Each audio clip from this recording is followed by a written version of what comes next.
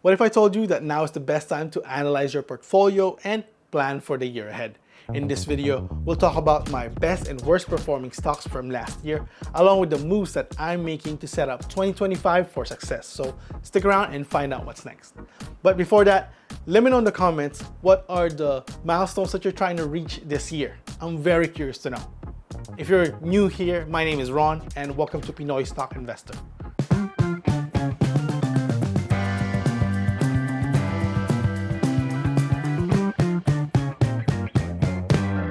Let's take a look at where things currently stand with my portfolio. As of today, my main portfolio value is at about $97,000, which includes a total return of $24,000 or a 31% return. This includes 9 companies, each contributing to the overall performance. The portfolio grew significantly from $66,000 in January to $99,000 by December 2024, driven by consistent deposit and market gains. However, this January 2025, it experienced a market loss of $2,400, reducing the balance to $97,000. This reflects a strong growth of $31,000 over the years, despite some market volatility. Comparing January 2024 and January 2025, the portfolio has made impressive progress, showing the impact of steady investing and disciplined contribution. My total cost basis is around $77,000, and this portfolio has generated $3,800 in dividends so far. For this year, we are on track to earn $969 in dividends. These numbers reflects the effort that I put into creating a balanced portfolio. One focus on both growth and dividends. While the dividends have taken a hit due to the recent changes, the overall goal remains the same: to build a portfolio that works to reach financial freedom. Let's dive deeper on how this portfolio is structured. Starting with the big picture, my portfolio is divided into 2 parts, one taxable account and one IRA account. The taxable account have $97,000 into it, and the IRA account have $53,000. That's a total portfolio value of $150,000. Now, let's break it down further. In my taxable account, here's the lineup. Starting with Apple. This is one of my first major play. I own 84 shares of Apple with a cost basis of $153. Apple has been a real standout for me. I'm up by 51% and it generated $186 in dividends. This is a real example of how solid and established companies can create wealth over time. Another big player in my portfolio is Amazon. I own 46 shares with a total cost basis of $183. Amazon has been a solid performer and I'm up by 18% since I bought it. There haven't been any news about dividends yet. Still, the growth potential here keeps me excited about the future. Next is Berkshire Hathaway, a reliable grower in my portfolio. I currently own 37 shares with a cost basis of $334, and I'm currently up by 33%. While they don't pay dividends, its long-term growth is the key factor here. A solid pick if you're looking for stability. Salesforce is another one that consistently delivered for me. I own 17 shares with a total cost basis of $282, and I'm currently up by 12% or $600. While the dividends has been modest $6, its growth potential is still impressive. Google has been a true winner in my portfolio. I currently own 43 shares with a cost basis of $152, and I'm currently up by $1,600.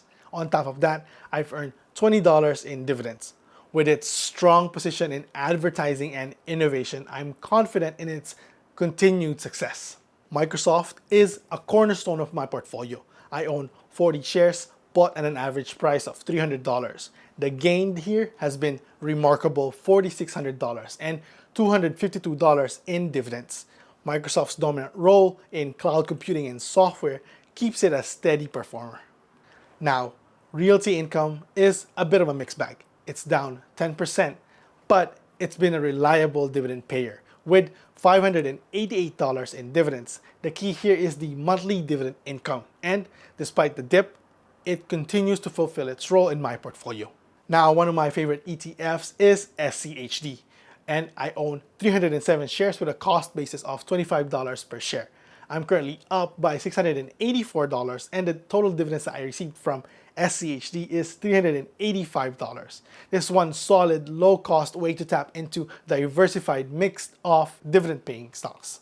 Visa is also a steady performer. I currently own 21 shares with a total cost basis of $274. It's up by 11%, and while the dividends aren't huge, I earned $19 so far. Visa's role in global transaction makes it a strong long-term play. My IRA is simple. It's 100% in the Vanguard S&P 500 ETF or VOO. This gives me broad market exposure with low fees, and the total value of my IRA is $53,047. As you can see, my taxable portfolio is heavily weighted toward technology, with Apple, Microsoft, Amazon, and Alphabet leading the charge. My overall portfolio is up by 20% over the past year. Compared to the S&P 500's 25% gain, my portfolio is slightly lagging.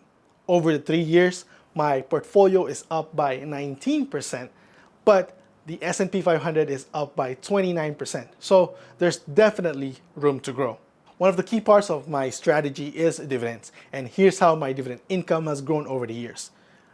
Last year, I earned $1,111 in dividends, which is $100 higher compared to 2023 and 10 times higher compared to 2019. These dividends have been reinvested back into my portfolio, helping it grow even more. Currently, my total dividends for this year is at an estimated $969. This is because last year I sold a lot of dividend-paying companies that I own. My big goal for 2025 is to reach 175,000, and I'm currently at 150,000. So I'm at 85% of the way. And here's how I plan to get there. First is buying more and keep my consistent contribution. So far, I'm not really looking to sell any of my position.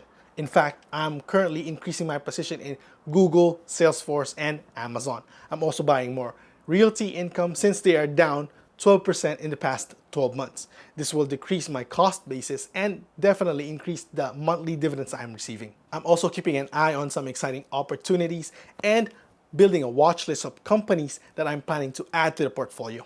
Currently, these are the companies on my watch list: Netflix, S&P Global, Uber, Meta, Vici Properties, Moody's, McDonald's, Costco, and Walmart.